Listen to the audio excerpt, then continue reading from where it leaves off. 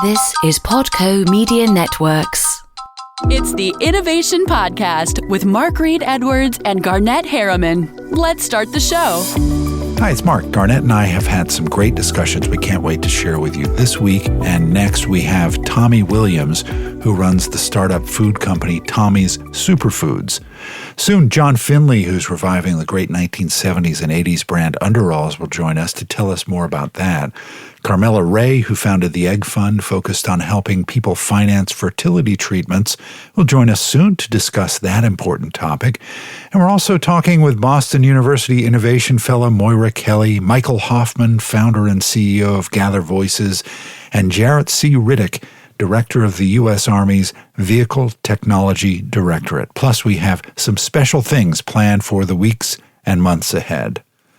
But let's get to our discussion now with Tommy Williams of Tommy's Superfoods. In this first part of our discussion, we learn about Tommy's background, the story behind his company, and what it's like competing with behemoths for shelf space in grocery stores. Let's get to it. Tommy, it's great to have you on the iPod. Welcome. Thanks for having me. So we've been on a roll here in the food arena lately. We talked with Tyler Lorenzen, who runs Purus, which produces the pea protein that goes into Beyond Burgers. And recently we also talked to Jonathan Webb of App Harvest, which is building sustainable agriculture in huge greenhouses in coal country. And now we're talking veggies with the founder of Tommy's Superfoods. This is quite a theme we've got going. It's a healthy theme, I think. Yeah. So can you tell us your background and how you came to start Tommy's Superfoods? Yeah, absolutely. So, loving to eat and cook and grill and eat vegetables and eat really everything. There's not just one type of food or cuisine, I guess, that I would prefer to eat. Grew up cooking and preparing food. And when I played baseball in college, and as that started to wind down and end, I played a little bit after, kind of decided that it wasn't for me. I wasn't going to make it. I was going to end up driving around on a bus until I was 40 or 45. Yeah, I decided not to do that and came back and started a little salsa seasoning company that was based out of Texas that ended up just sort of being a local regional brand, also called Tommy's, so not too much creativity here, but not Superfoods. It was Tommy's Salsa. And so really use that as my introduction into the food business and how things work and how food is produced and sold to grocery stores, how it's sampled, how people come to identify with a product and a brand. And that did quite well, really. We were in 300 grocery stores around Texas, and we were in Whole Foods and H-E-B and these regional grocery store chains that people go to and buy lots of product. And it was doing well, but kind of one day sat back and kind of said, wow, how can we do something that can really make a difference here? Salsa is a slow, sluggish category. It's been around for a really long time. There's not much innovation. It's fun. I love salsa. It's one of my favorite foods still to this day, but there's not much exciting stuff happening there. And, on a trip, bought a bag of one of the legacy brands products, and threw it in the microwave because I was on a trip somewhere and in a hurry, and threw it in the microwave and wanted to try to eat something healthy. And I got it out of this bag and I thought, gosh, what is this? I can't even eat it. It's not good. I checked the ingredients, and there's artificial colors and flavors, and the salt is 700 milligrams per serving, and there's 3 servings in this little bag of broccoli. And thought, God, there's got to be something better out there. There's got to be a better way to eat vegetables and to, eat real products that taste good and they're good for you. And that brand made a pivot into this space. And so the interesting thing too is, so while that was happening at the same time, if you go back and look, the entire kind of grocery industry, and kind of if you look at by category in the store or the stores, has been evolving and changing and innovating. There's all these snacks went crazy, and they still are. And then, ready to drink coffee and kombucha and teas and, all this other stuff in the store has gone crazy. But for the longest time, nothing exciting was happening in frozen at all. I mean, it was all just the legacy junk. It wasn't good for you. It looked bad. It tasted bad. It was bad. And so while all that was sort of happening, all of a sudden frozen started to change a little bit. We started trying to evolve. We pivoted the company and started to evolve these products and some of the new stuff that we're working on now as a way to launch into frozen and create a better product. And at the same time that we were doing that, other brands were a few years ahead of us in other parts of the category, and the whole frozen movement was starting to happen, and frozen was starting to innovate, and we were helping lead the way and continue to do that today. That is still a wave of movement, and it's quite exciting, really. Yeah, and frozen, just so you know, too, frozen is that, we pick and freeze 6 hours out of the field at 100% nutritional value. That's something really exciting that nobody knows, really nobody knows about. And, on the fresh side, food waste is a real problem out there in the world. And I think, I don't have it in front of me, but I think it's 50% or so of fresh produce is thrown away from the field to the truck to the grocery store to your house. It's like 30% before you get to the grocery store, another 10 or 15% on average at your house is thrown in the dumpster. I mean, so that's, in the grand scheme of things, that's a travesty out there. And, so that's some important, not to get on a frozen food pitch here, but just kind of some interesting stuff, that's going on out there. So when you walk into the vegetable aisle at your local store, half of those things in the produce section will be thrown out. Well, right. Yeah, I guess I've never really, put it in those words or thought of it that way. But yeah, you walk into the fresh produce section and you think that stuff is better for you and better for everything. And then 50% of that will end up in the dumpster somewhere. And there's a lot of water and pollution and all kinds of other stuff that goes into, harvesting crops and moving them around to grocery stores and everything else. So there's a lot of other interesting parts of that I personally find, to be really intriguing. Yeah, I like frozen fruit so I can put it in my yogurt in the morning. And, if you buy strawberries or something like that, they tend to get moldy if you buy a lot of them. So I buy frozen and I just throw some in my yogurt in the morning. And by the time I'm eating it, they're defrosted. Well, there you go. And you didn't have to throw any moldy strawberries away, right? So that's a perfect example. Yeah.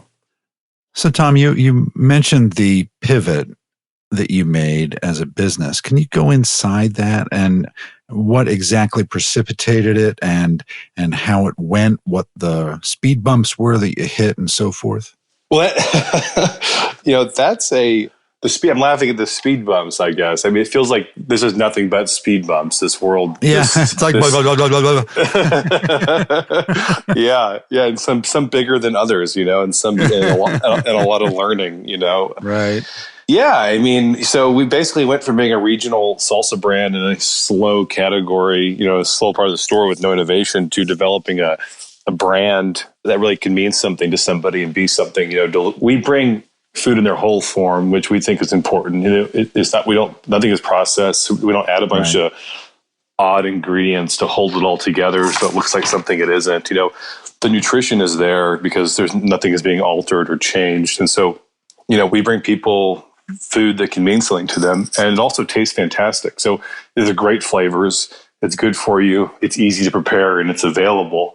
And so we basically went from, so just to take one step back, we went from having a product that was fun to have to developing this brand that is a totally different part of the store in a category that's driven by private label. You can say the big legacy brands are some of our huge competitors, but we're also fighting for shelf space in a part of the store with limited shelf space. And what I mean by that is that if you go into the part of dry grocery or, snacks or something like that, there's off shelves, there's tons of shelves. You can add a shelf somewhere if you want in the store, or you can build a display, shipper and pile a bunch of product on it and sell it. But, nobody's putting more freezers in every day. So we're, because it's a huge investment and there's limited space and everything else. And so even though now it's becoming a booming part of the store and people are starting to identify with, nature's pause button for food, which was what it is, there's just limited space. And so we're battling huge battles with private label and legacy brands. And that was some stuff that we didn't really deal with. And the other, in the salsa and spice world, it was more, and a much smaller scale too, less stores, less volume. But there's a bunch of little regional brands that are only going to sell in certain parts of the country what they do. And it's a much different playing field for sure. Yeah. So you mentioned shelf space. So let's talk about that. What's it like competing with those behemoths? And how do you get into a store or a chain? And how do you protect and monetize that shelf space as well as you can? Yeah, and so those are questions we ask ourselves every day. So how can we do this and how do we do it better? We got a lot of our distribution really just by in the street fighting for it, fighting for meetings to tell people who we were and why it's different. It's a good story about our brand. There's one interesting thing, I guess, first about Kroger. Kroger actually divides, it helps us comparing to the behemoths. It doesn't help us too much with private label, but it helps us with the big legacy brands. They actually divide their frozen vegetable section into frozen vegetables and then natural frozen vegetables, which I've always thought to be a little funny because vegetables should be natural. Yeah, they should be as natural as anything else. I mean, really, it's like the most natural thing anywhere. It's a vegetable. It's grown in the ground. It's a real piece of food. It's really interesting, but it helps us because a lot of the big legacy brands are in the regular vegetable section, and we're in the natural frozen vegetable section, and that's helped us build that business. And we started in just 20 stores or so in the Houston market, and now we're in over 1,600 Krogers with 8 products. We're working on launching a new line next year and additional SKUs into the set. And so we've just hustled and built a business there and grown it from really nothing to, one of the top brands in our category, which is just, really, really quite exciting. But, we still battle with this. We battle the shelf space for private label. And so I guess just to go to your question about, how do you hold on to it and how do you keep it and, make something of it? For us, it's a discovery game. Our product is great. It tastes great. It's good for you. We're constantly, every day, we're innovating our existing products, making them better and tasting better and better for you and different. And we know that people buy our product and they love it. But, for us, it's introducing and creating discovery on our brand so that more people know that it's there in the store and that they can continue and that it will be there in the store and they can buy it and they're going to like it. And, that's us doing demos, sampling the product. That's us at consumer events, with our products out there and tasting them and seeing them. And then you always see stuff on sale in stores. We do that also. We put our product on sale to try to get more people to say, "Oh, that looks interesting. I'll try that." And all of those things combined, help create product discovery. I think there's something out there, and I totally believe it. I mean, I think it really takes someone to see something new like this, 3, 4, 5, or 6 times before it starts to feel like, oh, I recognize that. I'm comfortable with that. That looks great. I'm going to buy it every single day. Even if it's something that makes sense to what their basket, they might put in their basket at a store, what might taste good or look good. Everybody gets in a routine and, but not always looking for something new and interesting. So we have got to be creative to help get our products out there and get people to know what it is and what it tastes like. All right, next time we're back with Tommy as we delve into macro trends surrounding veggies, processed food, and when Tommy's food will appear in my favorite grocery store. See you then. Thanks for joining Garnett and Mark on the Innovation Podcast. Visit theinnovationpodcast.co to subscribe and listen to other episodes.